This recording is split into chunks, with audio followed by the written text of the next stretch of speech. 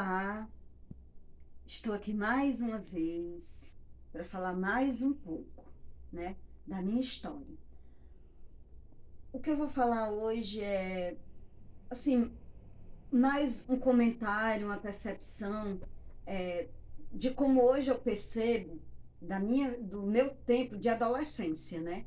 Porque quando eu fiquei, quando eu fiquei sem poder estudar e sem nenhuma possibilidade de conseguir trabalho, então eu fiquei assim, desnorteada, né?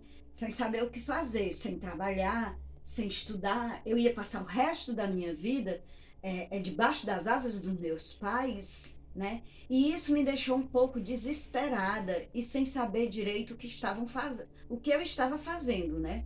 E até que eu já tinha tido dois namoradinhos, pretendente a namorado, né? Só que na época a gente era criado para obedecer o pai.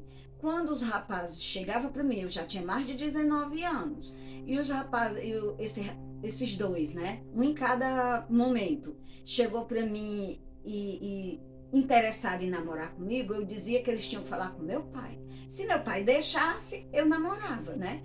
E meu pai nunca deixava, né? Depois, com uma das minhas revoltas, eu briguei com ele e eu perguntei a ele o porquê. E ele disse que era porque é, eles não estavam à minha altura, né?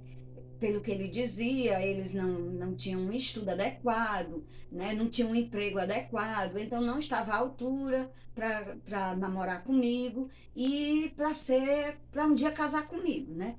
E aí eu fiquei assim, desesperada mesmo. Na época foi assim que eu fiquei. Eu fiquei muito revoltada com meus pais. Eu fiquei era muito difícil mesmo a minha convivência com os meus pais na época. E vizinho lá de casa tinha um senhor que ele tinha leucemia e trouxe o sobrinho dele do interior para cuidar dele, né? E ele vivia por lá e a gente sempre conversava, mas a gente não tinha uma amizade assim próxima, né? E de repente, quando o meu vizinho morreu, tudo, eu me aproximei, ele se aproximou de mim, esse sobrinho dele que morava lá, a gente se aproximava e ficava conversando, e de repente, né, assim, vamos dizer assim, do nada, praticamente, a gente casou, né? Contra a vontade dos meus pais não queriam, porque ele era uma pessoa sem um estudo, ele era uma pessoa que não tinha um emprego adequado. Essas eram as palavras dos meus pais, né? Mas eu casei assim mesmo, eu achava que se eu saísse da proteção dos meus pais, minha vida ia melhorar. Só que eu me enganei. Só que eu me enganei, porque como é que a pessoa quer começar uma vida sem um planejamento? Eu não culpo o meu ex-esposo pela vida que a gente teve, nem por nada, porque nós não tivemos um planejamento. Nós não planejamos, nós não namoramos o suficiente para planejar uma vida casada, uma vida que ia ser pro resto das nossas vidas. Como era que veria os nossos filhos? Logo em seguida, quando eu casei, eu estava fértil, talvez, eu não sei, que com poucos meses depois eu estava grávida, né? Com poucos meses depois eu estava grávida. Foi o meu primeiro filho, que foi um aborto espontâneo, né? Eu abortei, a criança morreu de um susto que eu levei e passou 7 meses para poder ser, é, é, ser tirado do meu ventre, né?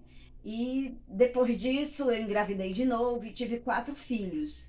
E mais uma vez, cada vez que eu descobria que eu estava grávida, era um desespero. Como era que eu ia cuidar de uma criança se eu não sabia nem cuidar de mim? Se eu era mal resolvida comigo mesmo? Se eu não sabia nem o que era que eu queria para mim mesmo? Como era que eu ia criar uma criança? Como era que eu ia criar os meus filhos? E isso cada vez me desesperava, aí me deixava. Isso daí eu jogava para cima do marido, né? E ele também, talvez para se defender também, e isso daí foi virando uma bola de neve. Eu jogava para ele, ele jogava para mim, e os filhos, eu não maltratava meus filhos. Eu só não sabia como é, é, dar uma educação adequada. Mas mesmo assim, meus filhos nasceram, né? Eu tive dois atrás um do outro. Tentei tomar anticoncepcional, não me dei com nenhum. Aí engravidei de novo, com 3 anos depois, né? Engravidei de novo.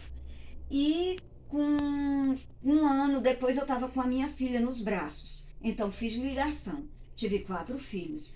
E daí foi um sufoco, porque eu tinha que me